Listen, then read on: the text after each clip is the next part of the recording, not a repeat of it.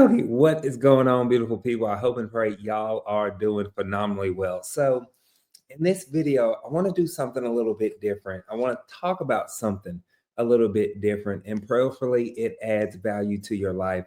If you can see by the title, uh, I recently competed in a strongman competition, right? Completely different from me, completely out of the blue. But I want to share with you three principles that I learned while doing this strongman competition that I truly believe that you can take these principles and maybe brainstorm on them, maybe reflect on them, and see if you can apply them to your life, to business, to real estate, etc. So one day I was visiting a gym, Metroflex in Fort Worth, Texas, and I saw that they had a flyer on the wall to sign up for the Texas Strongest Man competition.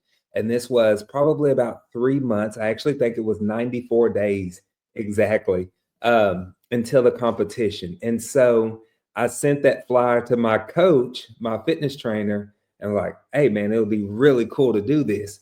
And I literally said, you know what? I'm gonna just do it. I'm gonna just sign up. I paid the fee, join the competition, just like that, right? And so I guess lesson number one that I want to share with everybody is do not be scared to take those leaps of faith. Do not be scared to challenge yourself because that's what I was thinking in my mind. Like, that's all this would be, you have people that train for these competitions for years specifically. And here it is 94 days before a competition. And I said, you know what? I'm just going to do it. I'm going to take a leap of faith and I'm going to see how far I can grow, how far I can push myself in these next 90 days, right? Because so many times we get stuck in a rut. So many times we get stuck in comfort. And I truly believe that comfort can be a cage. And when we go outside of our comfort zone, you can really start to see what you are made of. And you are made of so much more than we realize. Like prior to this event, there was one event that I had to do, one of the exercise movements, where we did a frame carry. It was a timed event, and we had to basically deadlift 505 pounds and carry it down and back in less than a minute. Before this competition, I had never lifted that much weight off of the ground. All right. And so I didn't even know that I could do that. And that what actually kind of rolls me into my second point. When I was training for the competition, they gave me some kind of ballpark numbers about what the weights were on the exercises that I was going to be moving. And so I trained with those weights, right? Thinking, okay, I got this, I can make this happen. And then when I get to the event, I mean, it's like they added 50, 60, sometimes 100 pounds literally to these events. And I'm like, I didn't train for any of these amounts of weight. So it just threw me for a massive curveball. And isn't that life sometimes? Like, really, where you think that you can have all of the I's dotted, the T's crossed, that you can have a plan laid out. I love the famous Mike Tyson quote: everybody has a plan until you get punched in the face, right? And so that is life. Like, life will throw us some curveballs, but it's what we do in those moments. I could have said right there, like, you know what? I didn't prepare for this. I didn't train for these weights. I could have walked away right there, but in spite of the changes that we make, or the changes that they made, I said, I'm going to keep moving forward, right? So many times in real estate investing, let me apply this to real estate if I may.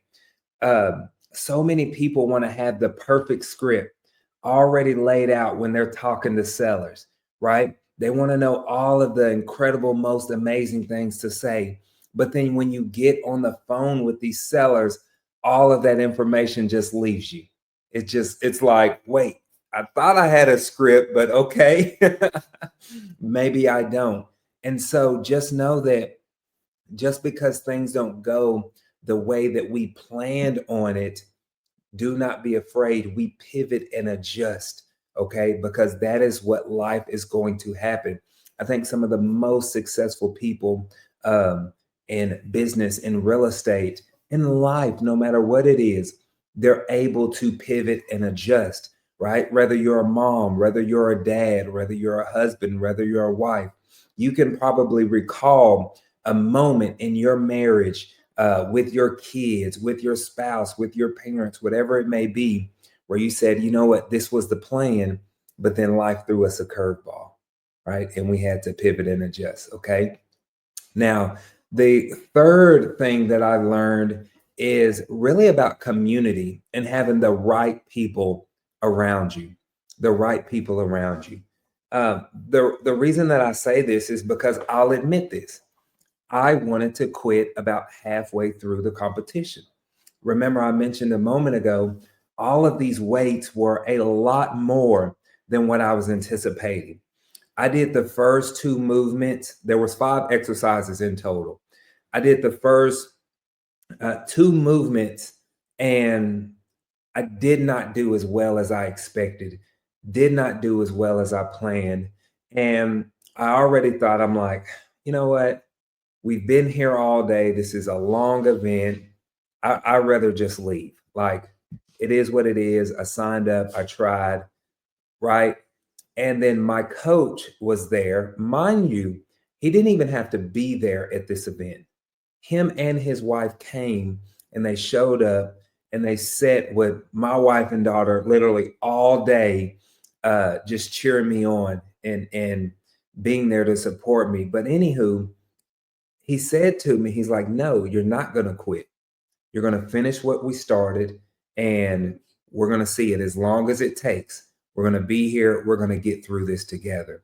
Y'all, I cannot stress the importance of being around an impactful community, being around the right people, getting around the right coach, getting around the right mentor, people that are going to encourage you, people that are going to uplift you, people that are going to be in the trenches with you when things get hairy, when things don't go as planned, when you have to pivot, when you have to adjust, right? When life throws you those curveballs, right? The Bible tells us that he didn't make man to be alone, right? It's not good for us to be alone. Two, iron sharpens iron. One of my favorite scriptures there in Proverbs, iron sharpens iron. Get around people because honestly, had he not been there, I probably would have left, right? And no, probably I would have, right? And you think about it like my wife and my daughter, of course, they wouldn't have thought any less. They're like, oh, yeah, good job, man. You gave it your all. They would have still supported me and encouraged me. But he held me to the fire. He held me to the standard that I had set. So let me ask you this and put in the comments below. Do you have people holding you to the standards that you set? Right? You made these promises to yourself. And you know what's funny? When you keep the promises that you made to yourself, that's when you really start to build confidence. I woke up this morning sore as all get out, but also mentally more confident, knowing that I went out there and I gave it every single thing that I had, every single thing that I had. And I can hold my head up being proud of that. I didn't place what I wanted to place, but you know what? Now I know that when I step back into that arena, when I go back for my second competition, I'm going to be more mentally prepared. I'm going to have better expectations, right? Sometimes it's just getting through the first one, right? So, anywho, I'm ranting at this point, but I just wanted to come here and maybe share some lessons that I learned by doing this competition. And I pray that maybe there's something that I said that'll add value to you. So, y'all have an absolutely blessed one. And I'll see y'all on the next one. Bye.